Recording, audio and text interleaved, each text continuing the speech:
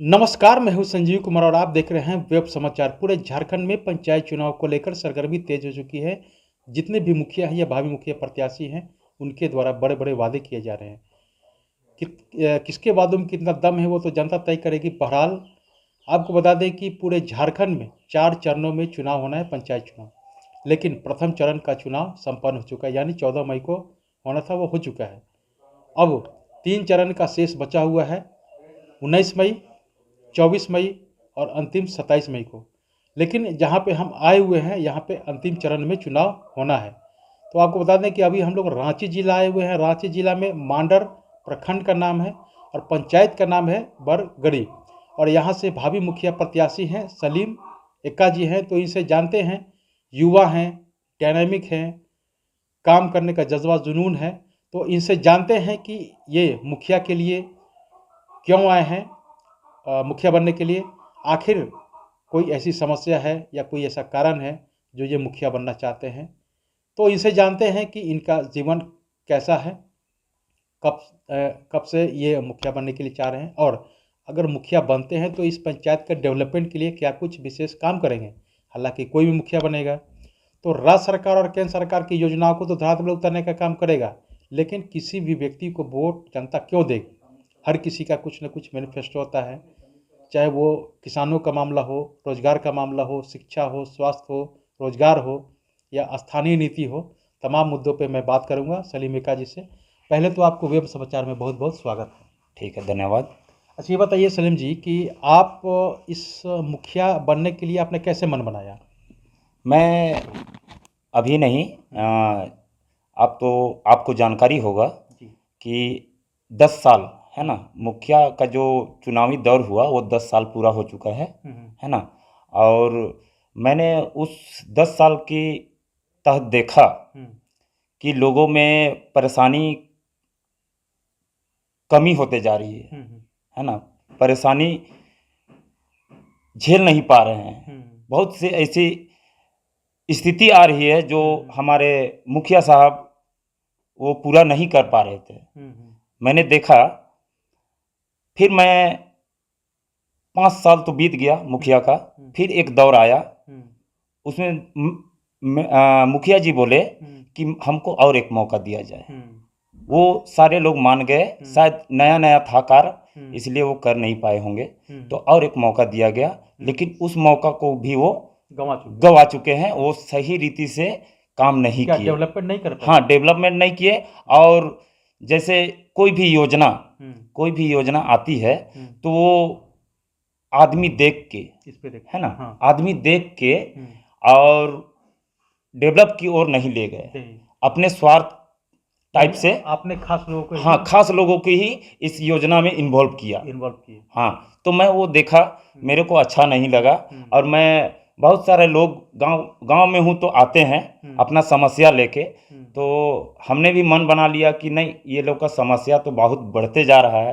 तो मैं योजना बनाया कि नहीं, हम आएंगे तो कुछ करके दिखाएंगे ऐसा कि दुनिया करना चाहेगा मेरे जैसा। मेरा ये एक नारा बन गया, मतलब कुछ करेंगे ऐसा कि दुनिया मेरा नाम करेगा जी, है ना, आपका नाम करेगा, आपका नाम करेगा जी। तो मैं ये सोचा, और मैं बहुत समय से इस कार्य में जुट गया, लोगों के बीच में गया, उनकी परेशानियों को समझा, हेल्प भी किया, चाहे जिस स्तर से भी हो। मैं वो सरकारी स्तर पे नहीं किया, अपने स्तर पे ही किया। हाँ, डेवलपमेंट के लिए या किसी का सहयोग के लिए मैं ये किया। और अभी इस समय प्रत्याशी के रूप में प्रेजेंट हूँ। अच्छा, तो आप जब मुखिया के लिए फाइट किए हैं, नॉमिनेशन वगैरह कर चुके हैं, जरूर, तो आप लोगों के बीच संपर्क में जा रहे हैं, जनसंपर्क कर रहे हैं, तो लोगों का क्या कुछ शिकायत मिल रहा है। नहीं, वैसा तो अभी तक मेरा शिकायत नहीं मिला है। नहीं, आपका शिकायत नहीं, लोगों की क्या शिकायत है, लोगों का क्या, जैसे कहना पंचायत के प्रति, हाँ, लोगों का क्या शिकायत पंचायत के प्रति यही है कि मैं जब अभी भ्रमण कर रहा हूँ, है ना, एक वो तो पहले से ही कर रहा था, लेकिन अभी जो प्रत्याशी के रूप में अभी भ्रमण कर रहा हूँ, तो मेरे को बहुत सारी बातें कि आप आ जाइएगा तो मेरा समस्या का समाधान हो सकता है ना, ये उन लोगों का कहना है ना। आप रहिएगा, एक बार बन के कम से कम रहिए, हमारा गांव वाला पंचायत वाला मेरे पास आके भी और फोन से भी बात करके बोला कि आपको उठना होगा इस बार। मैं अपने मन से नहीं उठा हूँ, मैं अपने मन से नहीं उठा हूँ। मेरे को पंचायतवासी, ग्रामवासी, ये लोग सारे लोग का सहयोग है कि मैं अभी इस यहाँ उपस्थित हूँ। तो चूंकि आप पढ़े लिखे व्यक्ति हैं तो लोगों को लगा कि चलिए कोई पढ़े लिखे व्यक्ति और युवा वर्ग आएंगे तो इस पंचायत का विकास होगा, भला होगा, विकास होगा। अच्छी बताइए कि आपका मैनिफेस्टो क्या है? जैसे हर किसी का कुछ न कुछ मैनिफेस्टो होता है, तो आखिर जनता आप पे भरोसा क्यों करे? तो आपने कुछ केंद्र सरकार और राज्य सरकार की योजनाओं के अलावा कुछ तो आपने योजना बनाया होगा ना? जरूर मैनिफेस्टो बनाया होगा, तो आपका क्या मैनिफेस्टो है? देखिए, केंद्र सरकार और राज्य सरकार तो योजनाएं देती ही रहती है ना। जैसे 10 साल की योजना में जो कार्यशैली था वो तो सरकार दे ही चुकी है। ऐसा नहीं है कि वो रुका हुआ है। मुखिया जी को, सरपंच जी को या ब्लॉक स्तर से हर चीज़ मिला हुआ है। 10 साल में हम लोग देखे हैं, लेकिन वो कार्य भी अभी सुचारू रूप से, सही रूप से नहीं चल पाया है। कहीं कहीं बाधा है। अभी भी आप अगर मेरे पंचायत में अगर भ्रमण कीजिएगा तो नाली अधूरा बना हुआ है, सड़क अधूरा बना हुआ है। तो ये अधूरा प्रोजेक्ट तो नहीं आता होगा, है ना। मुखिया अपने स्तर से बना रहे हैं या किन्हीं अपने सहयोगी को बनवा रहे हैं, लेकिन वो रास्ता सुचारू रूप से जिस आधार से बनना चाहिए वो सुरक्षित नहीं बन पाया है। नहीं बन पाया। अच्छा ये बताइए कि आपका जैसे मैनिफेस्टो है तो किसानों के लिए क्या विशेष है? किसानों के लिए जैसे हम देख रहे हैं, है ना, कि अभी जो जल मीनार लग रहा है ना, तो वैसा बहुत सारा ऐसा प्रोसेस है। हम तो अभी नहीं जान रहे हैं, हम तो अभी नया हैं, युवा हैं, है ना। हम आना चाहते हैं और जानना चाहते हैं और हम लोगों के बीच में सीखना चाहते हैं, हर लोग से सीखना चाहते हैं। तो जैसे कि आप किसान के बात किए, है ना, तो किसान के लिए भी योजनाएं जरूर आती होगी, है ना। चापानल आता होगा, बोरिंग आता होगा, नलकूप, कुआं आता होगा, है ना। तो ये अभी कुछ दिन पहले से अभी थोड़ा थोड़ा दिखाई दे रहा है। शायद अपना वोटिंग टीआरपी बढ़ाने के लिए कि चुनाव का समय है, चुनाव का समय, वही चीज बोल रहा है, वोटिंग का समय आ गया है। वो अपना टीआरपी बढ़ाने के लिए शायद कहीं कहीं दिखा रहे हैं, लेकिन ये आने वाला 10 साल में बहुत कम हम लोग को देखने के लिए मिला। अच्छा, युवाओं के लिए आपने क्या सोचा है? ग्रेजुएशन करने के बाद जिस तरह से आप युवा हैं, तो युवा वर्ग भी नौकरी की तलाश में है, सरकारी नौकरी तो नहीं मिल पा रहा है, लेकिन अगर स्वरोजगार करना चाहे तो उनको किस तरह से मदद करेंगे? आपका मैनिफेस्टो में क्या है? देखिए, युवाओं के लिए यही है कि अभी हम लोग को देखने के लिए मिल रहा है। मैं खुद एक युवा हूँ, है ना। मैं भी बहुत प्रयास किया कि मैं कुछ करूँ, लेकिन शायद पॉसिबल नहीं हो पाया, कुछ कमियां रह गई थी होगी, है ना।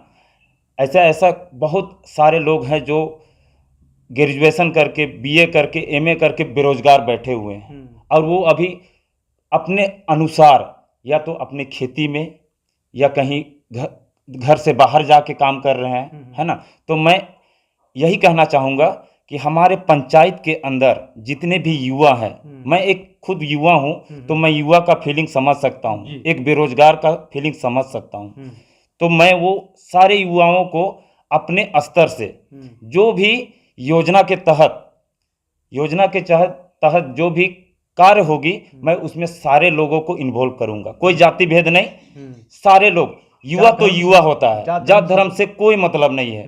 हम लोग एक जात नहीं है, हम लोग पूरा समाज है, एक समाज के लोग हैं, कोई जाति भेद नहीं है।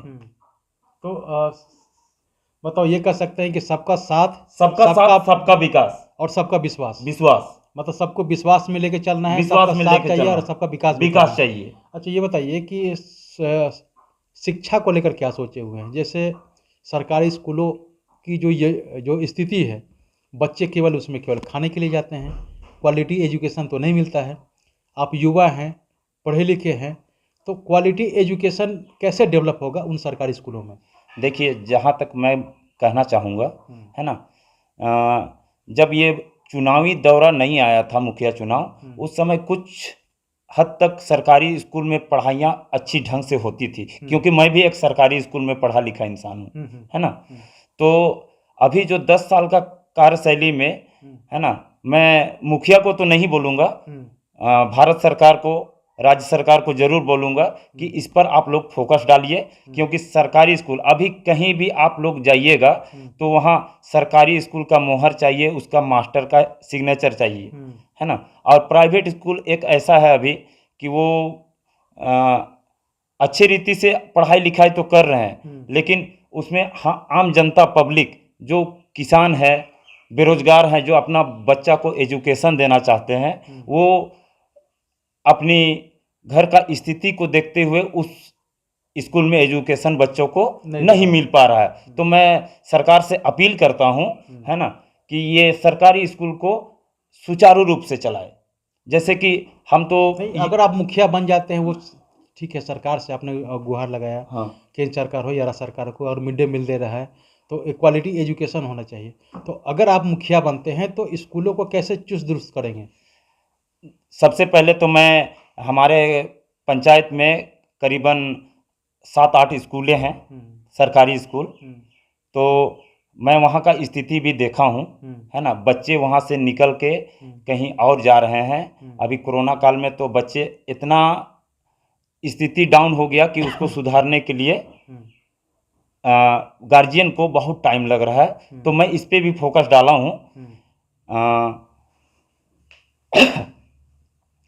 जैसे कि मैं एक स्कूल में गया था अपना गांव में ही, है ना। मैं वहाँ का स्थिति देखा, क्योंकि वहाँ टीचर से मिला मैं, तो मिड डे मील का तो तैयारी अच्छा से चल रहा है, लेकिन पढ़ाई के लिए मास्टर मैडम लोग वो सुचारू रूप से नहीं आ रहा है। तो मैं मैडम को बोला कि आप टाइमली क्यों नहीं आते हैं, समय पे क्यों नहीं आते हैं, बच्चा का पढ़ाई कैसे होगा, है ना।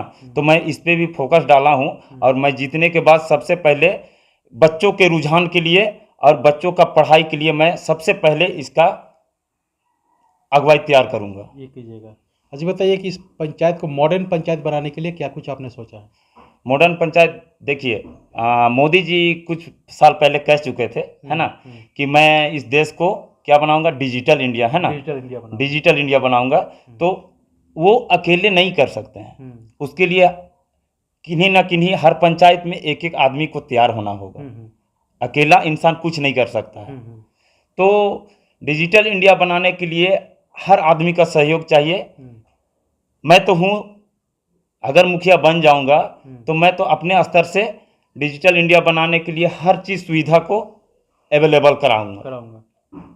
तो आपने सुना कि जिस तरह से सलीम एक्का हैं, इनका कहना है कि अगर मैं मुखिया बन जाता हूं तो इस पंचायत को मॉडर्न और डिजिटल बनाने के लिए हर स्तर पर डेवलपमेंट करने का काम करूंगा, चाहे वो शिक्षा हो, स्वास्थ्य हो, रोजगार हो, किसानों का उत्थान हो। इसके साथ साथ सड़क, नली गली के साथ साथ कोई ऐसे काम अगर मुझे लगे कि इस पंचायत में डेवलपमेंट के लिए मुझे अलग से फंड लाने की आवश्यकता होगी, तो मैं जिला से, MP, MLA से भी फंड लाकर इस पंचायत का डेवलपमेंट करने का काम करूंगा, ताकि इस पंचायत की गूंज, डेवलपमेंट की गूंज जो है, इस प्रखंड तक सीमित न रह करके, इस पंचायत तक सीमित न रह करके जिला और राज्य और देश तक इसकी गूंज सुनाई दे कि सलीम इक्का जो मुखिया थे, इनके कार्यकाल में इतना कुछ डेवलपमेंट हुआ, तो इनका नाम लोग युगों युगों तक ले। बहरहाल आप चलते हैं दूसरे पंचायत में, वहाँ के भी मुखिया या भावी मुखिया प्रत्याशी हैं, उनसे जानते हैं कि उनका क्या कुछ मैनिफेस्टो है। तमाम मुद्दों पे उनसे बात करते हैं। आपने वेब समाचार में समय दिया, इसके लिए बहुत बहुत धन्यवाद। ठीक है, आपको भी धन्यवाद। अगर आपने हमारे चैनल को अब तक सब्सक्राइब नहीं किया है तो सब्सक्राइब कर ले, बेल आइकन भी दबाएं ताकि हर छोटी बड़ी खबरों से रूबरू हो सके। बहुत बहुत शुक्रिया।